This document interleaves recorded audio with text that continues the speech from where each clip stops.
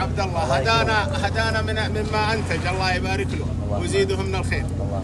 واهديناها حنا على انسان مريض عمره فوق حول 100 عمره، والحمد لله سبحان الله ردت في ذاكرتها. كانت ما تعي احد لها اكثر من 10 سنين، كلها خلطناها. اعطيتنا الدخن، واعطيتنا السوي، واعطيتنا الشعير، واعطيتنا الدكسه والمجدوله، كلها خلطناها مع بعضها وطحناها بمقادير واعطيناها للمريضه هذه مع الحليب.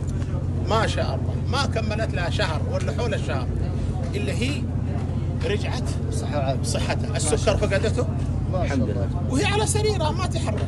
يعني وش يسوي الواحد عمره في 100؟ خلاص 100 ما عاد عمره، يعني اللهم لك الحمد. لكن الشيء المهم انها استدركت عقلها، صارت تعرف عيالها، صارت تعرف، والحمد لله. طبعا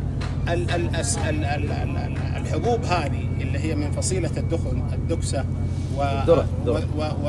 والدخن والمجدولة، هذه النوعين بالذات، المجدولة هذه هي اللي توضع دائما في السريلاك حق الأطفال، وفي التغذية الصحية للكبار. ما شاء الله. فإحنا ما حد مهتم بيها في الزراعة عندنا غيركم، أنتم محافظين عليها، الله يبيض وجيهكم يا أهل بني مالك وأهل الديار هذه كلها، الله يجزاهم خير، حريصين عليها، يزرعونها ومهتمين بيها، وموجودة عندنا. لو قيل في العالم برا إن هذه موجودة عندنا في الجزيرة العربية ما صدقوا، لأنها نوعيات نادرة في العالم، هي نادرة، وما يشتريها إلا شركات الأدوية، تسويها وترسلها على عالمنا الناس اللي يستخدمونها.